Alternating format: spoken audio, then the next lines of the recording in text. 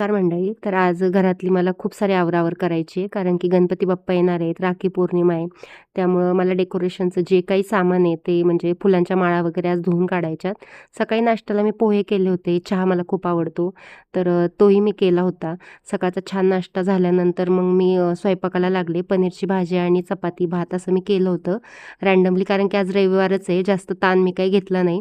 त्यानंतर 2 हे मला पार्सल रिसीव्ह झाले होते. खूप छान आहेत आणि पूजेसाठी तर खूप युजफुल आहेत.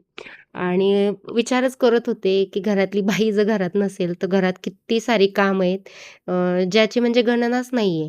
आणि आपण काही मोजून मापून कामं करत नाही. घरात सगळंच आहे. धुणं आहे, भांडी आहे, झाडलोट आहे, केर आहे, सगळंच आहे. आणि जर बाई जर हे काम करत नसेल, तर किती त्या घरात पसारा आणि किती काही त्या गोष्टी साचून राहतील. आणि खरंच कधी-कधी आश्चर्य वाटतं, की आपण इतकी सारी कामं करतो, इतकं सारं घर मेंटेन ठेवण्यासाठी करत असतो.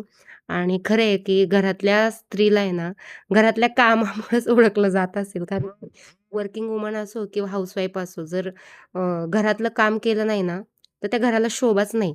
आणि मला असं वाटतं, की भलेही मी आता हाउसवाईफ आहे किंवा घरातली कामं करते, पण घरात खरंच खूप काम असतं. आणि घरातल्या कामाला भलेही व्हॅल्यू नसेल, पण ती जर झाली नाही ना, तर घर हे घरासारखं दिसत नाही. आणि प्रत्येक काम करताना एक समाधान असतं, की माझं घर साफ होतंय, माझं घर स्वच्छ राहतंय आणि ह्यासारखा दुसरा आनंद नाही. तर नक्कीच बायकांच्या कामाची कदर करा.